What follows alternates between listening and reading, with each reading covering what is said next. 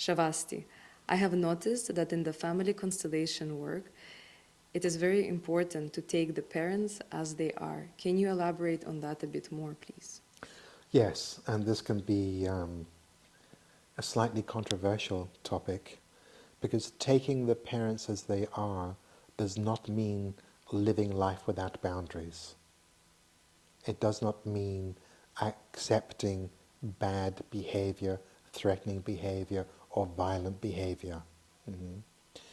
It really is a movement of accepting fate as it is.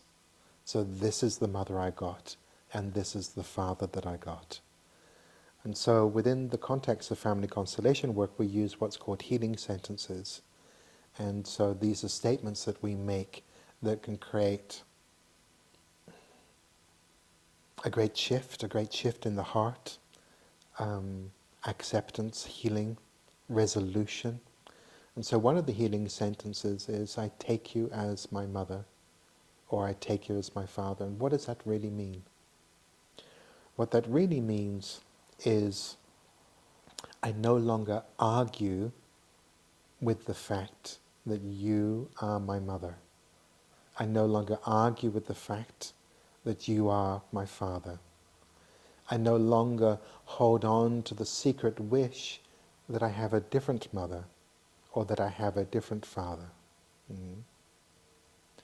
And so taking the parents as they are is not about living life without boundaries. Mhm. That doesn't mean having to accept violence from a parent or intrusive behavior from a parent or any other form of abusive behavior. So we can have strong boundaries but still bow to the fact that this is my mother and this is my father and I want no other.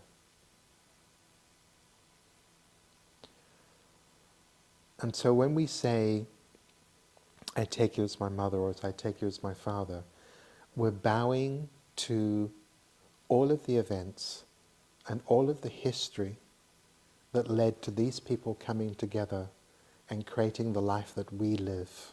Mhm. And of course, the life that we live might have started in a very different place.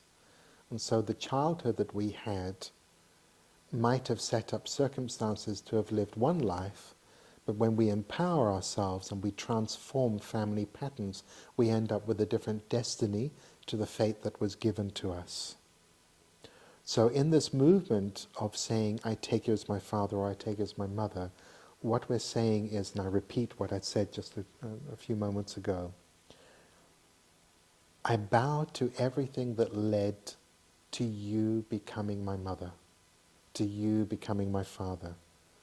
I bow to the history of your parents and your grandparents and your great-grandparents and our great-great-grandparents, and to the history of my country or your countries or your ethnicities.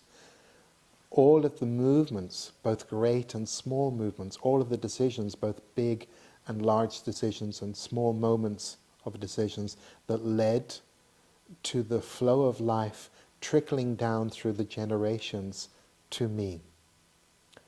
And so I give up any imagining or any hope that I might actually get a different mother to the one that I've got, that I might get a different father to the one that I've got. And so this is what we mean by taking the parents as they are. We're not saying, oh, put up with your abusive father, or put up with your alcoholic mother. We're not saying that. But we're saying is, give up the hope that things will ever be different to how they are. Because we can transform ourselves, we cannot transform anybody else. Thank you, Shavasti.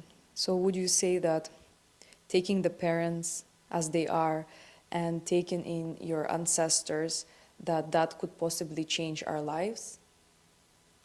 Absolutely.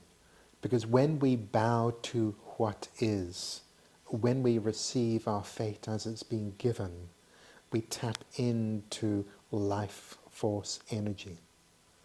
And so that's a significant amount of life force energy that's pouring, mhm, pouring down through the generations. I said in the previous segment, I said trickling down through the generations, but it really is pouring down through the generations. There's a life force energy. And so when we take the parents as they are, we are in alignment with life force energy. And that has an influence on our health, on our wealth, on our relationships, on every aspect of life. Mhm. Another movement, in addition to taking the parents as they are, is also having the courage, if necessary, to be happier than the parents who gave us life. Being able to say to our mother, "Dear mother, please bless me if I have the courage to be happier than you."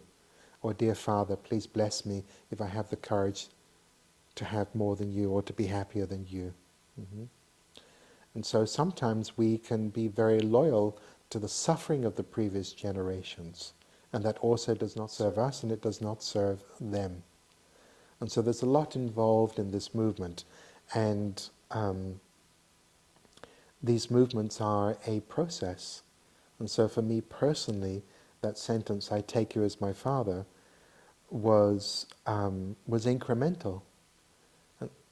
And what I mean by that is the way I say that today in this movement and in this moment is different to how I said it 10 years ago and different to how I said it 20 years ago. It doesn't mean that I didn't mean it 10 years ago and I didn't mean it 20 years ago, but the meaning, it has a different nuance and it has a different depth within me. Mhm. We're very complex beings, and energetically we are complex. And so we have 7 chakras. That's the general model that's accepted, so I'm not presenting that as a fixed dogma. And so "I take you as my father" can sit very comfortably in one part of our psyche or one part of our being, but quite uncomfortably in another part. And so it's a process to have that aligned in our total being. It would take a very, very special person to be able to walk into a family constellation and bow their head to their father and say, "I take you as my father."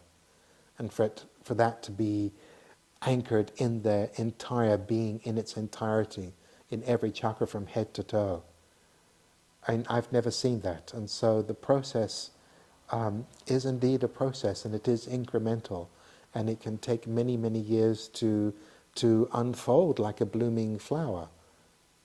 Some flowers bloom overnight, but it starts as a bud.